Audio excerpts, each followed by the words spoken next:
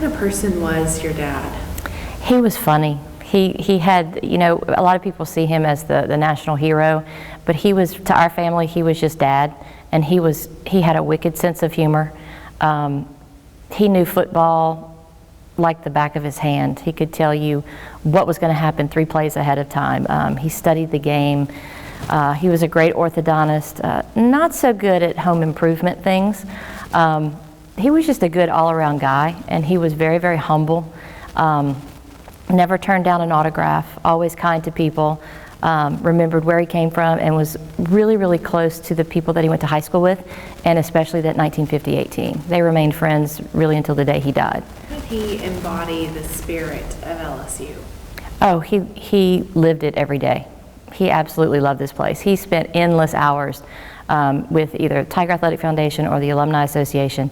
He would sign autographs for hours. There was one time they had an event here at the museum, and he was here for like 8 hours. He didn't turn anybody away, and he talked to every single person, looked them in the eye, and they told him all the stories of where they were when he did the run, and he loved people, and he loved this university, and he spent probably a good amount of time the last 20 years of his life trying to give back.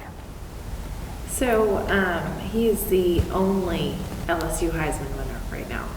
So how did the Heisman, do you think, shape his path of where he went in his life? Something that's really strange is once you become a Heisman winner, you go from a local hometown hero to a national level, and you can't explain it to people. He will always be known as Billy Cannon, former Heisman winner, or Heisman winner Billy Cannon, and it changes your life. You don't go to restaurants anywhere in the country where people don't know who you are. Even in his older age, when he had slimmed down and he was looking not what he looked like when he was young, people would recognize him and they'd come up to him. And then it's funny because when you walk in an airport or you walk in a room or a restaurant and everybody just stops and stares, it changes your life. He loved it. He thought it was a great honor, but he also wanted so much to share it with his teammates. He always said that it was a team award. Even though it was given to an individual, it was for his entire team, because he couldn't have won that award without that team. He was the medical director and dental director at Angola. And so he was working on people who, you know, a lot of people wouldn't talk to, people who have been locked away for years and years. And to him, when they came in that dental clinic, the shackles came off and they were people. And so, you know, they called him legend, and he would laugh about that because he's like, yeah, that's not me. But the humanity that he had and the kindness that he showed, not really embodying LSU or the Heisman, but it was who he was. What a coincidence that Billy Cannon died 2 days before Joe Burrow transferred. I mean, that gives me chills. What's amazing to me is he loved Coach O, and he would be so excited for him right now. But he was, I think, the guest coach at the spring game in April, and it's April 2018. And he had looked at some of the players on the field, and, you know, I think later on my mom had said that he had made a comment that, you know, we needed something a little bit faster in the quarterback area. I'm not quite sure how the conversation transpired. I'm hearing it secondhand, but this was April in 2018, and he died May 20th. And on, I think 2 days before, the 18th of May, I think Joe signed with LSU and came here. And actually, I heard that his parents, who I'm dying to meet, said that they were here when my dad's funeral was going on, because Coach O came and spoke at the funeral. And, you know, people can say it's a coincidence, but I kind of think he's looking down. I think he's trying to help any way he can. You know, we're going to win a national championship and a Heisman Trophy winner for the first time in 60 years in 2020, and 20 was his number, 20 was everything, you know, so it's kind of interesting. There's a lot of similarities. In 1958, LSU beat Clemson in the national championship, and it could be that we played Clemson. So that would, I mean, it's random and strange how things are happening, but I think he's got a hand in it. I think he's up there looking down and with his teammates that have passed on and doing what he can for the Tigers, for sure. What do you think he would say about this season? Oh, he would be thrilled. I really wish I could have watched some of the games with him or watched his commentary on the games. And I really wish I could have seen he and Joe Burrow interact with each other, because I could just hear their talk about football, what it would be. He would have thoroughly enjoyed it. He would always say, they would interview him and say, "You're the only Heisman Trophy winner at LSU," and he would say, "Yet." So Yet has a name. His name is Joe Burrow. So he would also say if they're not going to give it to him, he's deserving, they shouldn't give it. I can hear him in my head, but I know that's what he'd say. But he was always wanting another Heisman Trophy winner to share that with. He didn't like being the only one. So powerful. So you said that you met Joe Burrow yesterday. Kind of describe to me, your thoughts on him. He's the real deal. His parents, I think, really did a great job raising him. I don't know anybody else in his family and haven't met his parents, but they seem just like really good, wholesome people. He's a leader, you can see just by the way he carries himself. He's sharp, obviously very talented on the field.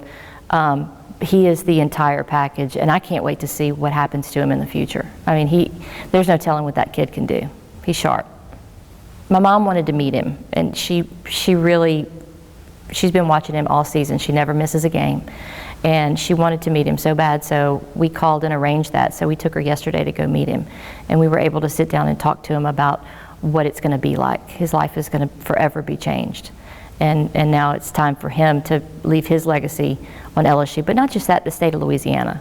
And so that's what we told him, was that my dad would be so proud of him. I know he wishes he could be here, but he'll be here in spirit, and that it's his time to shine. And he's already left his legacy on LSU, Louisiana, but now it's time for him to get a little bit higher and be a national hero, which I think he will be. Alrighty, is there anything else you want to tell us about your dad or anything? No, he just, I'm trying to think what he would say. He'd probably make some joke and crack a funny smile, but he would just be really thrilled. He always wanted another Heisman Trophy winner. And so I just think it's fate, or something cosmic is going on, that in 2020 we're going to have a Heisman Trophy winner. And that would just tickle him to death. Do you remember any funny stories or stories that you remember from your childhood that your dad might have passed down to you? From the Heisman, or just in general? Just in general. One story that was really pretty funny that I never knew. I always knew that they played LSU versus Tulane, and the score was like 64-0 or 67-0, and he always said that he would go in there and change the plays. And so Coach Dietzel at the time knew the coach at Tulane, and he thought the coach was running up the score by calling the plays and telling him just to score. But Dietzel was mad and was telling my dad, don't score. So my dad would go in, he'd change the play, because he played offense and defense at the time. He'd go in there and change the play, and he just ran the score up. And there was nothing the coaches could do. They couldn't pull him out because he played both ways, and they didn't have as many players back then.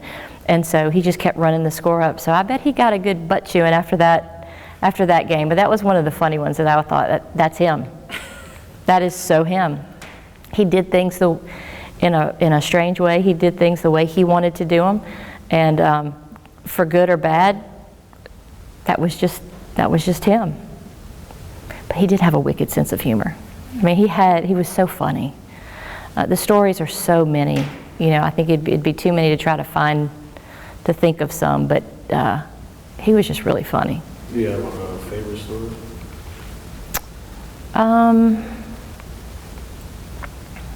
Let me think about that a second. God, there's so many.